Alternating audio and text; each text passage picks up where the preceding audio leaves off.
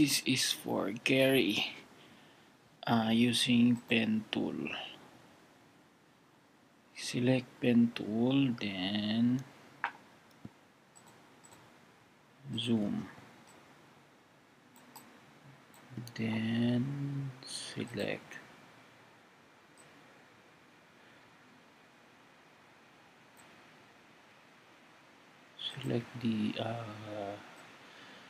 the edge of the object you are cutting.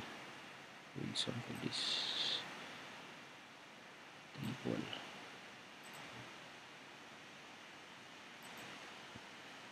Tapos yun, select mo lang yung edge, sundan mo, tapos once ito i-cut mo, press alt or Mac option, tapos continue ka lang, alt ulit, tapos continue, alt ulit, yun, tapos continuous lang hanggang masunod mo yung edge lahat na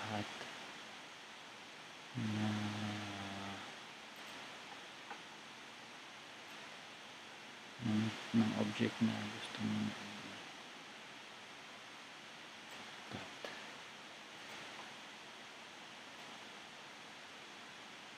Yun, tapos ito dun, tapos hanggang mo lang yung edge. Simple lang naman to.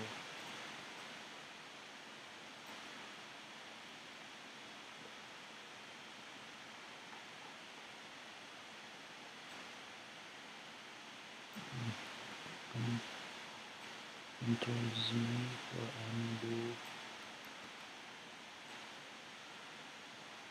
Yun, alt, tapos yun, sundan yung parang edge niya, tapos yung pag ganon, tapos right click ka, yun, make selection, 0 ang pixels, tapos click OK, then command control J ka to duplicate the layer, tapos zoom mo ulit para makat mo yung sa baba. Ito ka magsimula, tapos cut mo ganon, tapos alt, sundin mo lang para may butas siya, tapos dito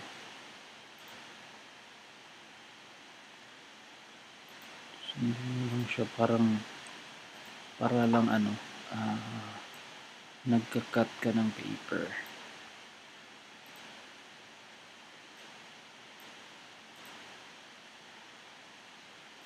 Tapos yun, right click ulit, make selection, then OK, then control X to delete the selection. Tapos yung iba cut mo na lang ganun, right click ulit, make selection, OK, control X, tapos yung iba cut mo ulit, ito yun, make selection, tapos command X, control X ka, sorry sa command kasi Mac yung ginagamit ko,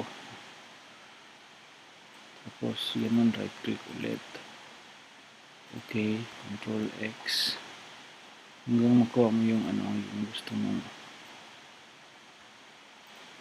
pang cut mo yung mga hollow.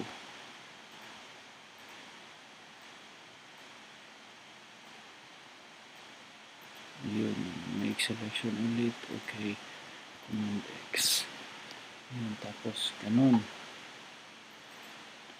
Click mo yung move tool. Tapos click mo yung selection mo. Control T.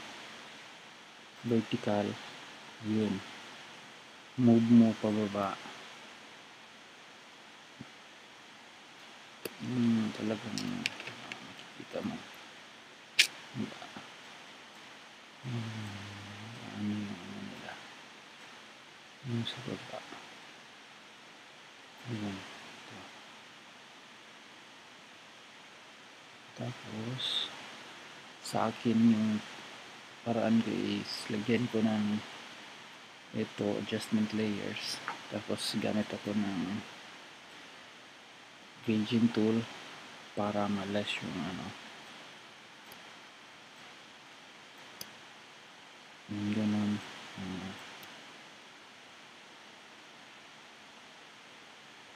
Kasi tapos yung opacity ni mga 45 para hindi masyadong or 55 siguro.